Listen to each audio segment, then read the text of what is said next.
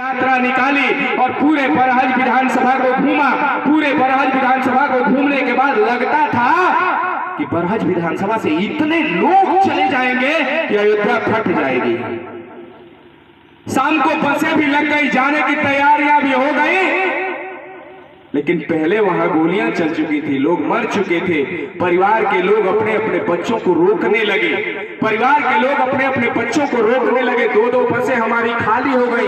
एक बस में हम 11 से 12 लोग गए, उसमें से आपके गांव के डॉक्टर चाचा भी गए थे। एक उसको छोटा बच्चा कह लीजिए या होशियार कह लीजिए, उस शर्मा का लड़का दीपचंद भाई का लड़का भी गया था, विश्राम भी गया था इस गांव से। लेकिन प्रबुद्ध लोगों ने साथ छोड़ दिया अपने काम के लिए। गोली में चल जाए इसके लिए फुर्सत नहीं है, इसके लिए मैं बुराई नहीं कर रहा हूं, ये हर जगह हुआ। सचिन भाई आप लोगों के साथ भी हुआ होगा, लेकिन लोग गए। ठीक है, सुकरौली से सारे लोग नहीं गए, लेकिन इस गांव का प्रतिनिधि तो गया ना, 4-5 लोगों की संख्या गई ना।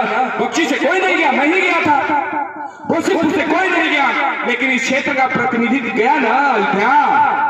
और मेरे बंधुओं, जब सुप्रीम कोर्ट ने उस जनसैलाब को देखा और संतों ने उस मंच से बोला कि सुप्रीम कोर्ट 1 महीने के अंदर श्री राम जन्मभूमि मंदिर के उस केस को यदि नहीं देखेगा तो हम दिल्ली भी कूच करेंगे। मेरे बंधु दीपक जी रिटायर होते हैं। दीपक मिश्रा उस समय के जज थे सुप्रीम कोर्ट के, रिटायर होते हैं और उस गद्दी पे गोगोई नाम का ईसाई बैठता है। सुप्रीम कोर्ट की गद्दी पे गोगोई बैठते हैं और गोगोई बैठते हैं, उसके बाद तुरंत अपने साथ रहने वाले जजों से कहते हैं कि श्री राम जन्मभूमि की डायरी लाओ, केस लाओ, फाइल लाओ। देखना शुरू करते हैं। 1-2 महीने केस चलती है, सारे सब कुछ सुनते हैं और सुनने के बाद जब गोगोई जी का बयान आता है तो मेरे बंधु अपने संत कहते हैं ना, संत कहते हैं भारत भूमि का टुकड़ा नहीं है। यदि भूमि का टुकड़ा होता तो इसे माता थोड़े हम कहते हैं। भारत भूमि का टुकड़ा नहीं है, इसलिए नहीं है कि भारत का व्यक्ति इसे मां कहता है। भारत जीता जागता देवी का स्वरूप है, इसीलिए भारत माता कहा जाता है। इसका कड़कर शंकर के रूप में पूजा जाता है।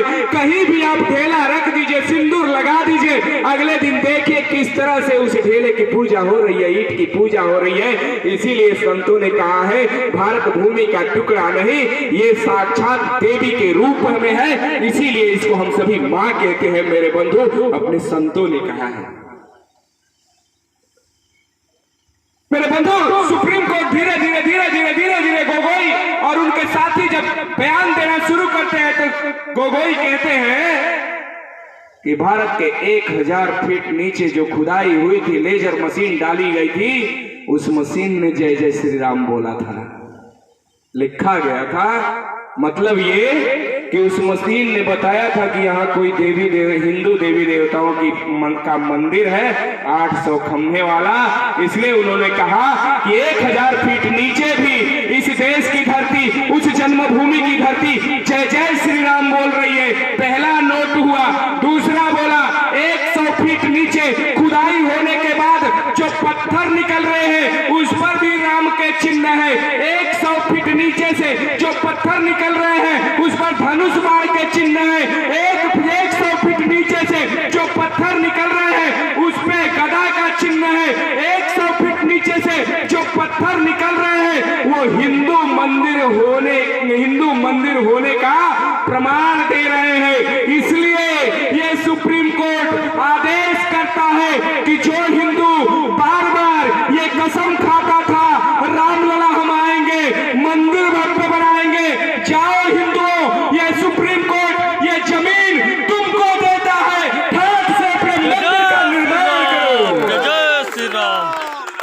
मेरे बंधुओं, ये सुप्रीम कोर्ट कहा। और जो लोग महाभारत में विश्वास रखते थे सुई के नोक के बराबर नहीं देंगे, अपने ही लोगों ने, कुछ लोगों ने कहा उनके साथ अन्याय हो गया। हैसियत यदि हमारे और आपके अंदर है तो चलिए और मक्का में कहिए कि राम पैदा हुए थे। मक्का की बात छोड़ दीजिए ना, मक्का की बातें छोड़ दीजिए, भारत में भी बहुत सारी ऐसी जगहें हैं, हैसियत है तो चलिए कहिए कि यहाँ मस्जिद नहीं रहेगी, नहीं कर पाएंगे। लेकिन उन लोगों ने कहा कि अन्याय हो गया। मेरे बंधु,